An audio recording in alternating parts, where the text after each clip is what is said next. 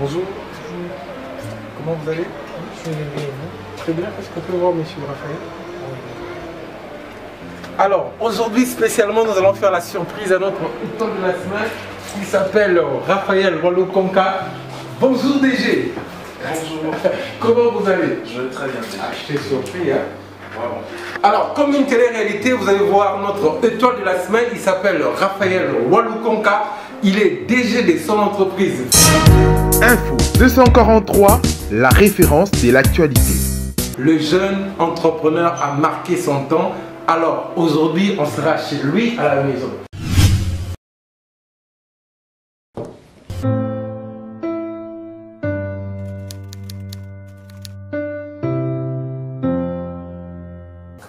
D'abord, merci d'abord pour, je dirais, c'est vraiment un énorme plaisir pour moi de se retrouver, parler de soi et surtout par un grand monsieur à qui j'ai beaucoup d'estime et de respect, Arnaud Tiani à l'occurrence. Donc, Raphaël Walukonka, jeune,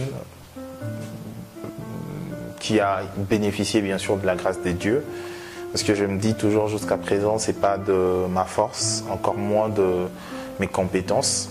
Parce que par la grâce de Dieu qui m'a orienté, j'étais encore jeune, j'ai commencé mes études dans des écoles, je n'ai pas fait de grandes écoles, donc je n'ai pas fait, bon ici à Kinshasa, comme on le dit toujours, de grandes écoles, c'est-à-dire collège et le reste.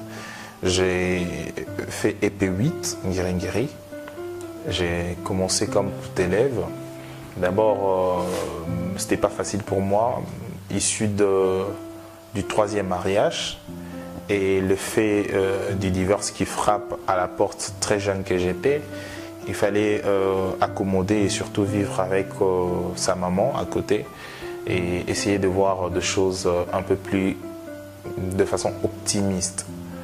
Et c'est dans ces climats que j'ai appris beaucoup de choses. J'ai appris à travailler, j'étais encore jeune, à l'université, je crois, 5e des humanités. J'ai travaillé déjà pour Oasis à l'époque, en tant qu'agent d'enregistrement de SIM. Donc je marchais, des agents qu'on voit souvent ici aujourd'hui déambuler pour enregistrer les gens. C'est ce que moi j'ai fait à l'époque. Et je voulais comprendre. J'étais vraiment déterminé de comprendre mieux sur la vie et je me disais toujours il faut se battre. Et pour moi en tant que guerrier, c'est comme ça que je me disais à l'époque, je suis un guerrier, je ne peux pas me plaindre de faits qui m'arrivent, mais je dois être un protagoniste. Dans la vie, il faut toujours choisir le rôle. Soit tu es un acteur principal, soit tu es juste un figurant. Et je préférais, j'ai opté à l'époque de devenir un acteur principal de ma vie. Et c'est comme ça que je commençais. Et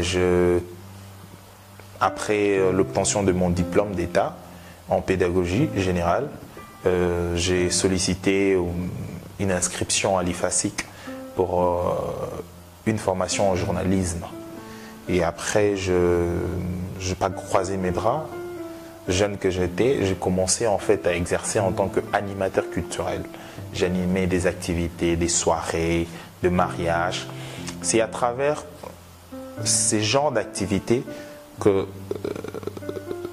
j'avais un peu plus de revenus pour m'organiser en tant que jeune homme. Et j'ai eu le goût également d'apprendre, commencer mes premiers pas en 2009, je crois, avec toute conviction. À CBS Télévision et c'est comme ça que tout a commencé.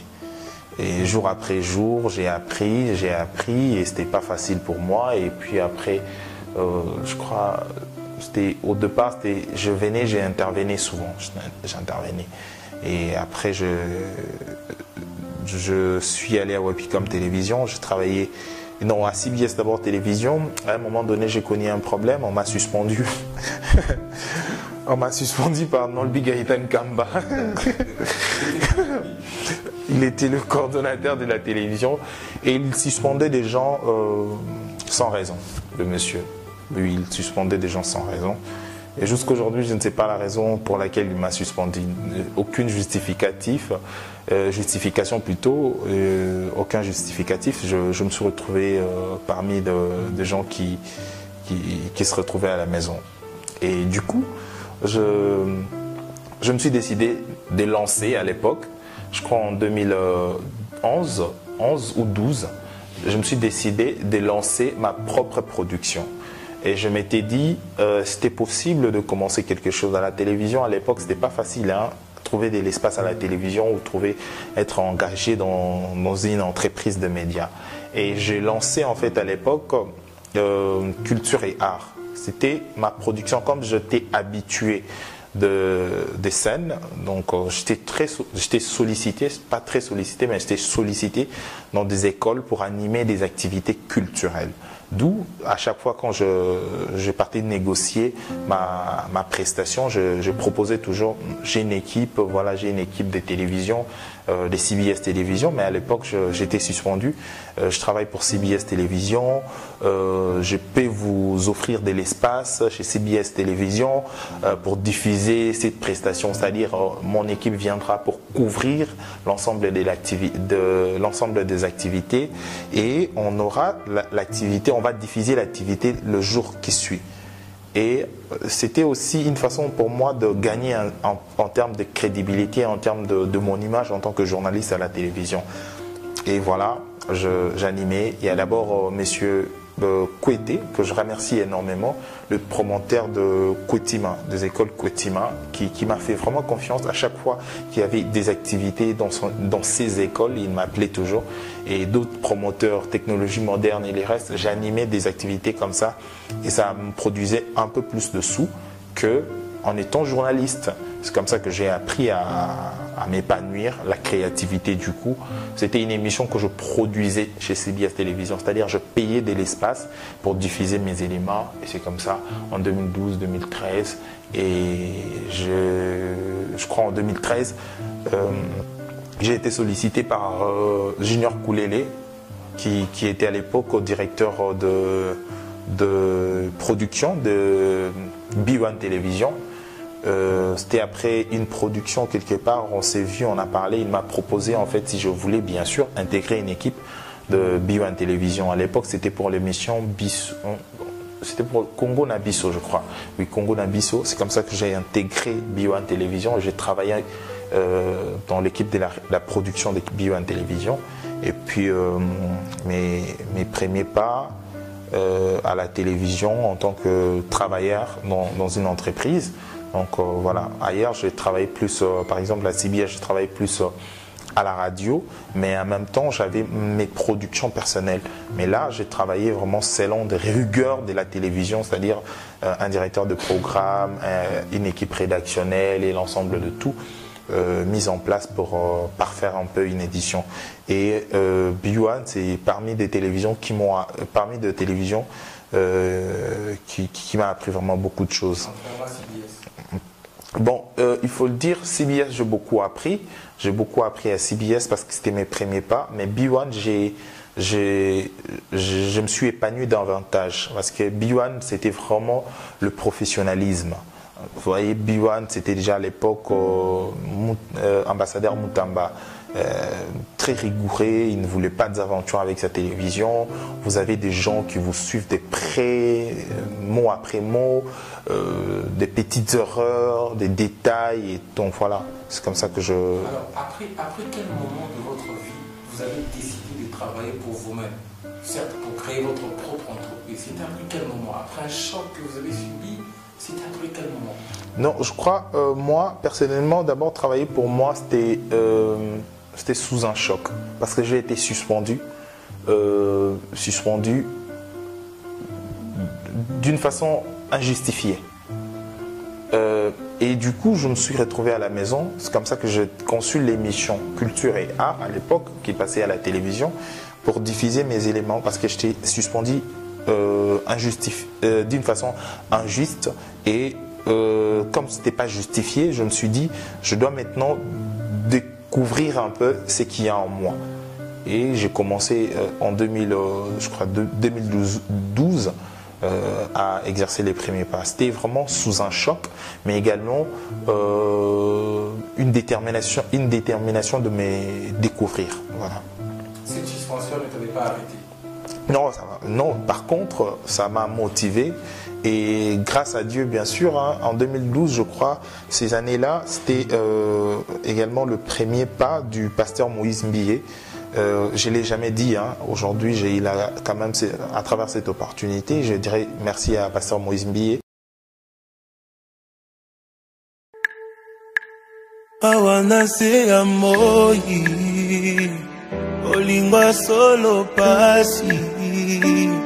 Azui mokano na baluke panayo opimelinga ite nakoya na pokwa tango bato balali nakoka tapongi pona yebisa yo ninyoza pona ngai esanga inguya bakisa maloba zembo ya bolingo yo nde omerite nayemba mpona yo fidele ya ntango nyonso fidele na maloba na yo fidele na bilaka papa kaka ndenge olobi ndenge kosalema. À travers ses prédications, il m'a beaucoup enseigné. Il m'a beaucoup enseigné indirectement. Je ne l'ai jamais vu. Jusqu'à aujourd'hui, je ne l'ai jamais vu. Et bon, à travers la télévision, oui, mais comme ça, on ne s'est jamais vu. Mais il m'a beaucoup parlé, il m'a beaucoup enseigné. Et à travers ses prédications, un jour, j'ai écouté, je regardais à la télévision, Radio-Télévision Sentinelle, et je pleurais. Et après, je me suis levé. J'ai fait un pas. Je crois qu'il parlait de David. Il dit, dans la vie, il ne faut jamais s'arrêter parce que tu es fatigué ou soit parce que tu es devant des obstacles. Il faut avancer. Il faut travailler jusqu'à se fatiguer. Donc, cette prédication m'avait vraiment motivé et je me suis levé ces jours-là. C'est comme ça que je commençais, je conçus le projet et après, je suis allé voir des écoles. Très bien. Après, vous êtes parti voir les écoles. Quel est l'événement qui a beaucoup marqué M. Raphaël Olukonga durant votre parcours? En tant que journaliste, hein. Bon, non, je me souviens bien sûr le jour où j'ai été tabassé, en 2015. Je crois que c'était 2015 lors des manifestations de dire non à la révision constitutionnelle. Après une émission avec Francis Kalombo, je ne savais pas que cette émission passait à l'antenne et que j'étais déjà sous le viseur des ennemis en fait. Je ne savais pas. Et du coup en rentrant, après la manifestation, donc j'étais en train de couvrir, j'ai travaillé à l'époque pour, je crois, Congo-France. Et il y a 2 gars, et donc 3 personnes d'ailleurs, qui sont venus m'interpeller et pour me poser des questions bidons en pleine route. Et j'avais compris que j'étais déjà sous un filet. Et le monsieur, le premier, s'est permis à m'agresser. Et depuis ces jours-là, c'était vraiment en 2015, c'était vraiment mes débuts en journalisme politique. Et voilà, c'est comme ça que je... Vous êtes bon pour les sports, Oui, bien sûr, tu sais. Oui, je suis un sportif actif. D'ailleurs, je suis un boxeur des compétitions depuis mon jeune âge. J'ai pratiqué également la judo, donc les judo plutôt, et la boxe, donc c'est ma passion. Self-défense également. D'ailleurs, j'ai de cicatrices de self-défense. Mais... Je voulais tantôt dire, avant d'être entrepreneur, avant d'être journaliste aujourd'hui, chef d'entreprise, Raphaël Olukonga jadis était préoccupé par quoi? Par le sport. Par le sport. Moi, j'ai travaillé chez Akia. J'étais judoka chez Akia. Pour des personnes qui ont habité Ngiringiri, ils savent Akia. C'est parmi les meilleurs clubs de judo à l'époque. C'était parmi les meilleurs clubs de judo à l'époque. J'ai travaillé pendant quelques temps chez Nzube en tant que boxeur. Pour quelques temps, c'était vraiment de façon rapide. Et après, j'ai travaillé avec un coach un meilleur coach, qui ne veut plus d'ailleurs qu'on cite son nom parce qu'il est maintenant le coach d'un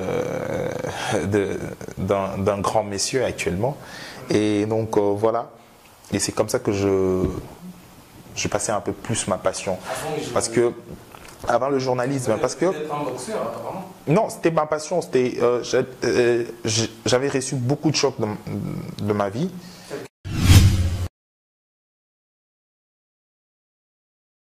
J'ai appris en fait à vivre avec. Comme tout enfant, comme tout être humain, il a ses réalités. Je veux dire, quelle est la chose, sincèrement, qui fait des fois pleurer Raphaël Lecomte? Quand il prie, justement, il dit ça, ça me fait pleurer, Seigneur. Mais l'Éternel t'a dit. Non, la chose qui me fait pleurer, c'est d'abord le fait de comprendre certains injustices. Et de ne pas comprendre pourquoi le monde était méchant aussi. Et voilà. C'est ça. Petite histoire, vous avez été victimisé par exemple? Non. Trop jeune, j'ai reçu beaucoup de coups que je ne me permets pas de dire aujourd'hui. Je crois, je suis en train de rédiger un livre. Un jour, ces livres, les gens auront plutôt l'opportunité de lire ces livres. Et bien sûr, sous un encadrement des Lahmatan, je suis en train de rédiger un livre. Et puis, dès que je finis mon livre, la population ou ceux qui me connaissent auront la chance quand même. C'est également pour motiver, doper, stimuler ceux qui passent de moments aussi un peu similaires. C'est-à-dire, c'est une réalité inhérente à la vie humaine. C'est parmi des vicissitudes inaliénables à la vie, c'est-à-dire chacun a ses réalités, chaque famille a ses réalités, chaque humain, chaque travailleur, chaque professionnel a ses réalités. Donc je me dis, moi aussi, j'ai mes réalités. Quand même, la mienne, j'aimerais la partager. Raphaël Lecomte, j'ai été déçu, très déçu alors. Dessus, oui, comme tout le monde. Je crois, j'ai été déçu. J'ai été déçu, je crois, mais il y a plusieurs déceptions. Il y a plusieurs déceptions sur le plan professionnel, sur le plan amical et sur le plan relationnel également. La plus grande déception? La plus grande déception, c'est peut-être certaines personnes à qui j'ai rendu beaucoup de services et puis aujourd'hui, c'est eux qui m'ont jeté de peau de banane.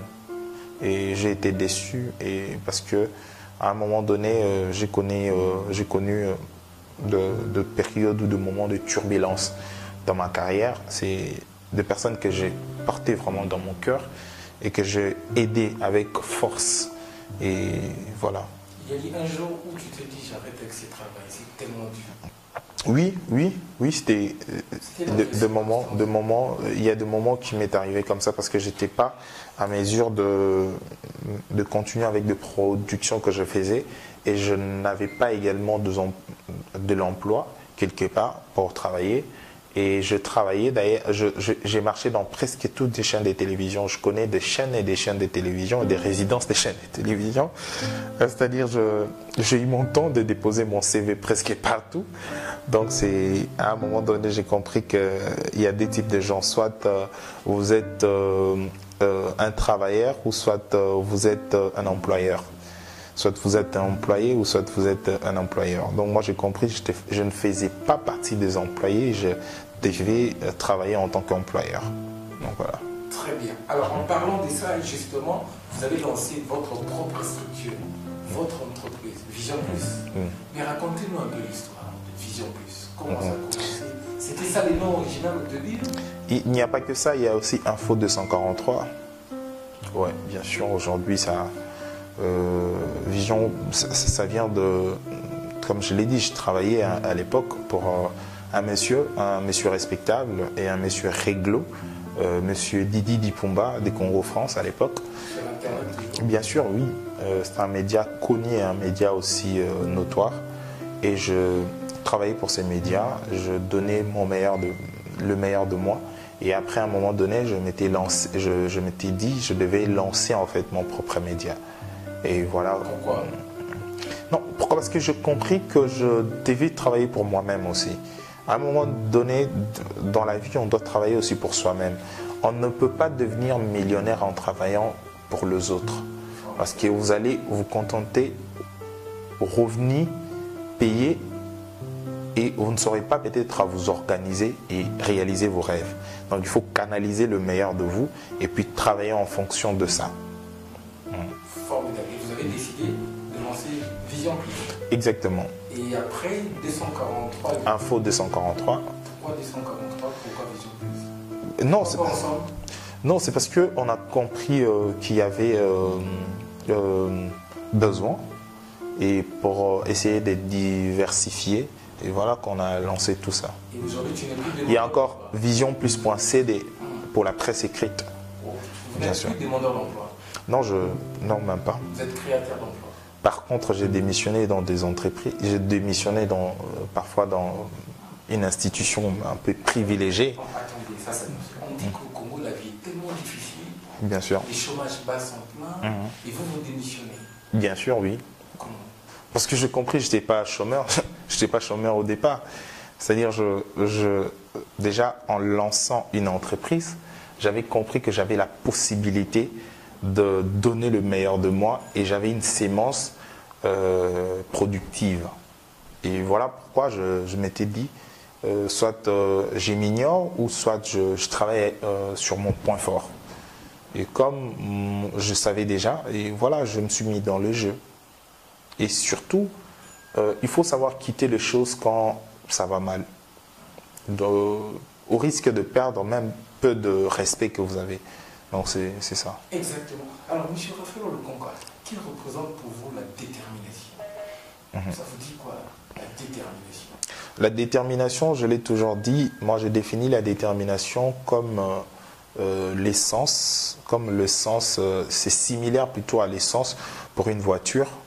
La détermination, c'est l'appareil qui permet à l'homme d'activer sa destinée. Donc voilà, c'est ça la détermination pour moi. Vous avez un côté spirituel aussi? Oui, bien sûr, j'ai été encadreur de jeunes dans mon église.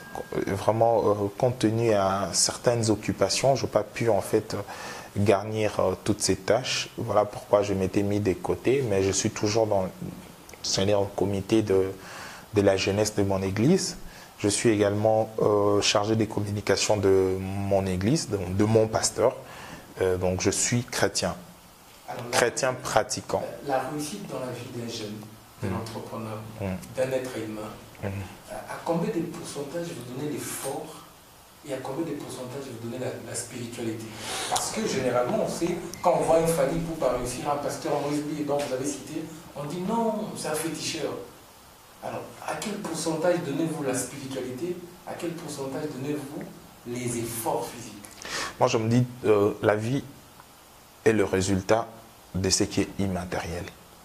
Si l'intelligence est immatérielle, si l'esprit, le Saint-Esprit est immatériel, donc on doit commencer dans ce qui est immatériel. Donc ce qui est immatériel, c'est le spirituel. Si tu es fort spirituellement, tu seras également fort physiquement. C'est-à-dire, tous les hommes forts aujourd'hui, ce sont des hommes forts. Tous les hommes qui brillent aujourd'hui, physiquement, dans des entreprises et restent, ce sont des hommes qui ont compris spirituellement leurs valeurs. Et quand tu connais qui tu es spirituellement, tu as beaucoup plus de chances de gagner ta vie. Donc moi je me dis, le spirituel compte ou prime sur les efforts humains. Parce que les efforts humains, tu peux te battre. Vous savez, dans la vie, je me dis toujours, tu peux te mettre à courir aujourd'hui. Mais si tu prends une mauvaise direction, tu ne feras jamais ta course au sommet. Donc, pour finir sa course au sommet, d'abord, la première des choses, tu dois connaître qui tu es, ta destinée. Tu es appelé à faire quoi? Ton entourage. C'est l'ensemble de tout ça, ta personnalité, de chances, des grâces. Et c'est l'ensemble de tout qui fait d'un homme un homme puissant. Parce que tu ne peux pas devenir un homme puissant avec un entourage au bas de l'échelle. Pour être connecté aux meilleures personnes de la vie, il faut un côté spirituel. Parce que, vous savez, aujourd'hui, il y a des hommes qui sont devenus aujourd'hui millionnaires. C'est pas parce qu'ils sont issus de grandes familles. C'est tout simplement de personnes sous une connexion divine. Et peut-être, vous vous êtes vu dans un restaurant, Dieu t'est permis en fait, ou Dieu te stimule à dire bonjour à un monsieur. Et c'est le monsieur qui t'apporte bonheur demain. Donc on doit comprendre que d'abord, premièrement, le spirituel prime sur le physique. Pourquoi? Parce que si tu as un bon entourage, tu connais de quoi tu es créé, tu connais tes limites, tu connais tes capacités, tu peux te transformer à quelque chose qu'on ne peut plus maîtriser, c'est-à-dire un protagoniste en fait dans un film. Donc voilà. Alors en parlant de ça, vous mettez accent à la discipline, à la spiritualité, et on constate pourquoi votre chaîne aussi, vous ne mettez pas du tout dans votre chaîne YouTube, sur ce que vous faites sur Internet, mais un petit conseil pour ce qui se passe sur Internet. Vu que vous parlez de la discipline, on sent que vous êtes un entrepreneur tellement discipliné, mais avec ce qui se passe avec les autres, est-ce qu'il n'y a pas d'organisation, il n'y a pas de structures, d'associations qui peuvent en fait encadrer ces jeunes qui sont passionnés pour évoluer sur Internet? Non, moi je crois, au départ, tu m'as présenté en tant que précurseur, mais moi je crois que si c'est un concept qu'on doit vraiment discuter ou parler de ça, ce serait vraiment difficile de déterminer. Pourquoi? Je ne sais pas. Ce qui fait de moi un précurseur, c'est l'effet de commencer avant. Je crois, je n'ai pas commencé avant les autres. Je trouvais déjà les gens qui travaillaient sur Internet. Mais sauf que je me suis choisi de filière. Maintenant, c'est que moi, je peux dire, par contre, je suis quelqu'un qui vient structurer les choses. Parce que avant moi, il n'y en avait pas. Il n'y avait pas une structure pour former et encadrer, et protéger le journaliste. Voilà. Donc, je restructurais un peu ces secteurs, bien que c'est en cours, en fait, il faut le dire, hein, parce que l'Internet représente, c'est similaire à un monstre aujourd'hui qu'on ne sait plus, en fait, maîtriser. C'est-à-dire, ce qui se passe sur Internet aujourd'hui, le gouvernement a une vraiment part de responsabilité, de comprendre, parce qu'on expose nos enfants, nos frères, nos sœurs, et voire même notre pays. Parce que l'image de la République démocratique du Congo est en train d'être ternie. À travers tout ce qui se passe aujourd'hui, tout ce qu'on propose. Parce que le monde numérique, parce que je sais que vous êtes un expert en numérique et communication également via Internet. Vous savez, aujourd'hui, la plus grande guerre, c'est pas sur Internet. Et alors, de gens qui ignorent cela, je me dis, on ne veut pas développer ces pays parce qu'on propose tout sauf la compétence sur Internet.